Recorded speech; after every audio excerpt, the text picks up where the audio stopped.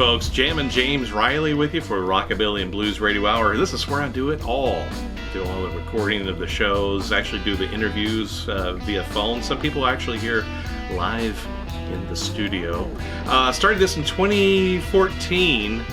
I actually started a blog in 2011, just writing about some of my favorite things, doing some interviews, album reviews, and that sort of thing. And been wanting to do radio for a long time. Did it in the late 80s.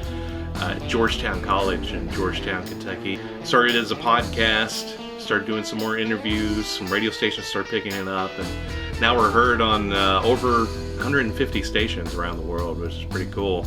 Really the main reason I wanted to do this, I wanted to give a voice to our heritage and legacy artists that I felt like are being ignored, unfortunately. They had great stories. Man, the stories they have told me, it's just unbelievable.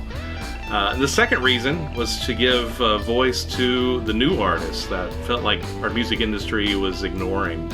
Ironically, it's 2014's when Dale Watson started the Ameripolitan Awards, and the same thing. He reveres our legacy, our roots, and he's looking for new artists that are going to take us into next generations. I tell you, ever since I was a little kid, I loved records. We'd go to the flea market and I'd always buy records. My friends were into other things, video games and stuff, but I was still buying records, and used records in particular. I always loved the story of where these came from, how they ended up where I found them. My first record, when I was about 8 years old, bought it with my own money. Still have it here. A Date with Elvis on RCA. Has all of his quite a few of the early Sun Records stuff that he recorded.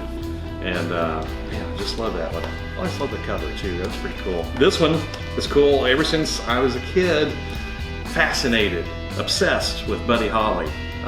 Found this in Asheville, North Carolina not too long ago, and love it, had to pick it up.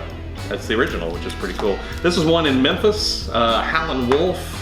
Man, I'm a huge fan of Howlin' Wolf. Found this at Shangri-La Records for just a couple of bucks. It's all beat to hell, but man, it's great. None of us are perfect, right? It's no secret, I love Memphis, Tennessee. I feel at home there. There's something about the vibe that I can't explain, but it feels like home.